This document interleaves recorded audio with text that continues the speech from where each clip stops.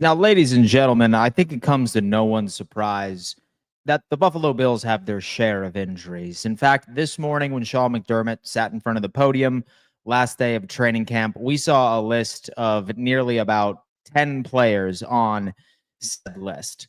And I got to tell you, maybe you could make a case that Khalil Shakir is the biggest concern. A high ankle sprain. What is the question? Will he be on the Buffalo Bills uh, starting roster on week one based off of his health? I think that that's a pretty fair question to ask. But hands down, bar none, the biggest question mark to me is hands down Tyler Bass. This guy has been out of practice currently, all right, for about seven games.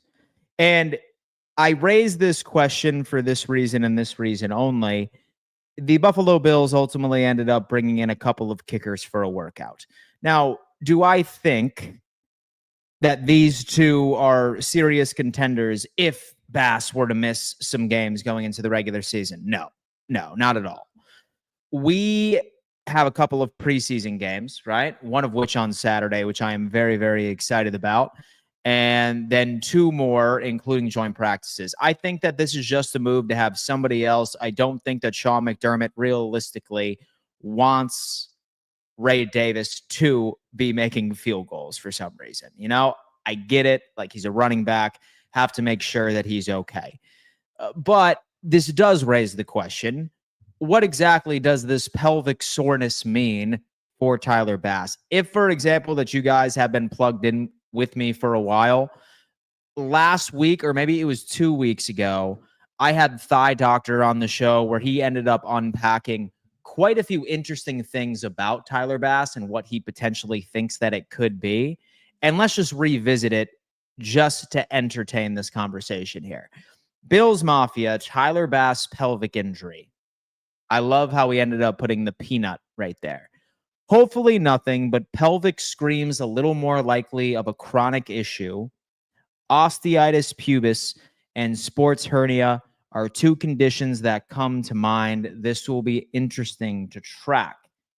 Then you ultimately end up looking at his follow-up from this. I wanted to say that he put this right here, right? Hopefully nothing, but pelvic screams a little more likely of a chronic issue. So say that it's chronic based off of what Thigh Doctor said on that last episode, and I'm pretty sure you can go find that yourself. It's something that would require some sort of procedure, and if it is ignored, it is just going to be a significant amount of pain for Tyler Bass. Of course, if I remember all of this correctly, say that he does not get any sort of procedure or he decides to play through it, it is, number one, exceptionally painful, and number two, would likely affect some accuracy. So I'm curious to see what it is exactly. And look, I feel like it's beneficial that the Buffalo Bills are fortunate enough to where we don't really need Tyler Bass to make plays for us all that often. Yeah, sure, right? Like, he has had his share of game-winning field goals. But for the most part, right, like, this Buffalo Bills team is able to put him in a position where we don't need to put that sort of pressure on the guy. But it would still sort of be nice to have, right? It would certainly be nice to have. Zero questions asked.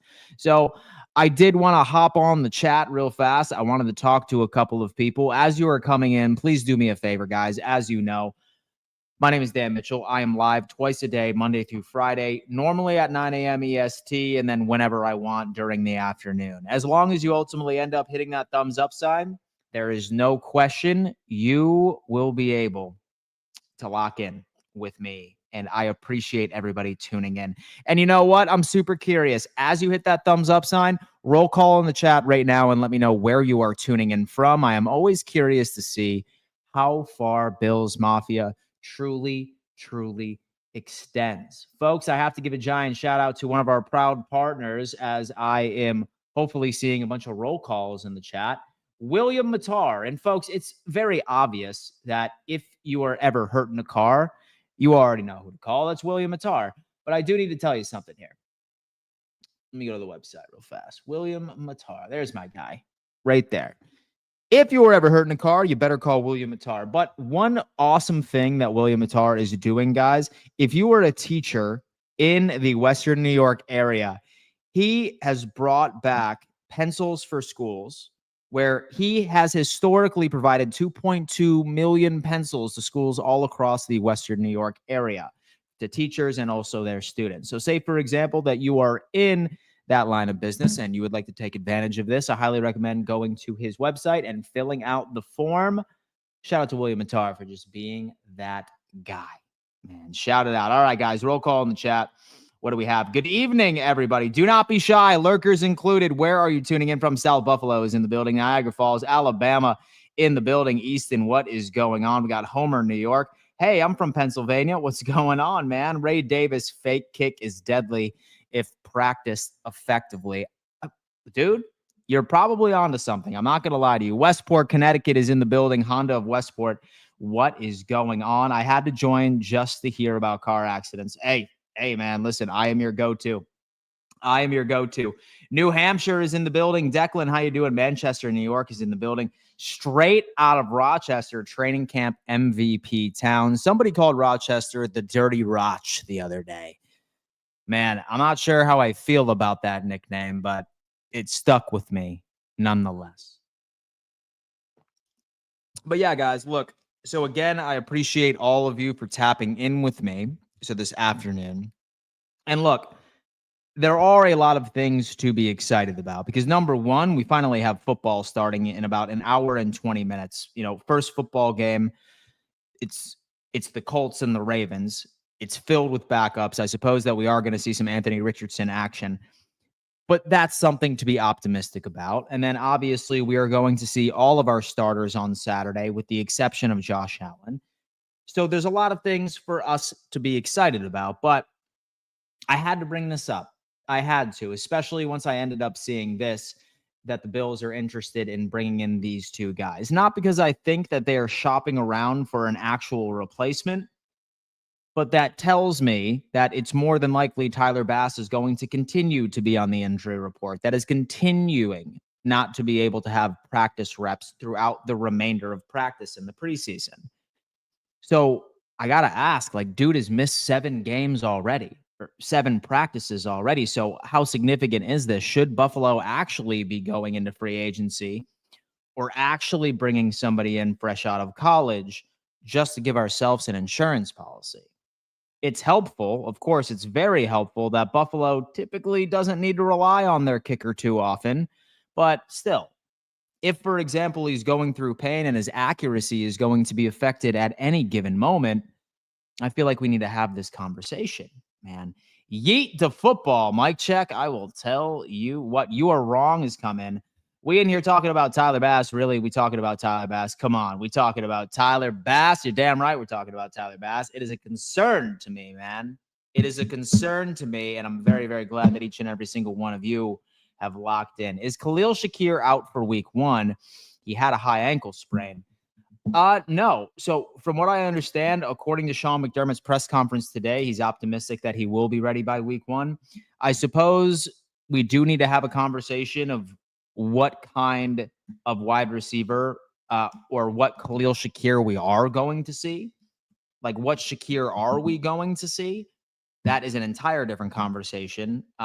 I would probably say that we're going to ease him in and he probably won't be dominating in targets, but it sounds optimistic at the very least. Richie Fresh, has Bass called Justin Tucker for some massage therapist recommendations? Oh my God. Question is coming.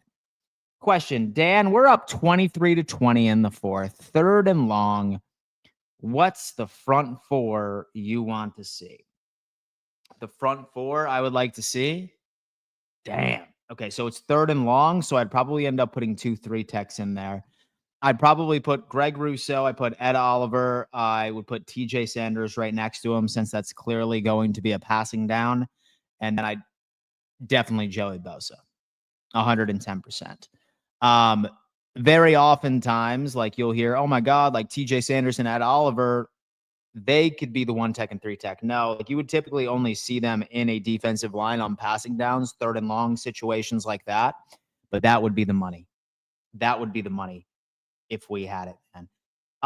Bass out for week 1. Thanks for streaming twice a day, by the way. You are a hardworking man. No problem, man. Listen, I enjoy it, and all I do is talk football anyway, so might as well just live stream it on the internet. Guys, fun fact. So the Roundtable Sports College Football Show is set to begin in 15 minutes. Once this stream is over with, it is going to redirect you over to Roundtable CFB. So say, for example, that you are a college football person and you love college ball, love talking college ball, feel free to come on over, say hello at the very least, or stick around. We are going to be unpacking and predicting all of the conference champions in 2025 of Power 5 schools, of course. Power 5 schools only.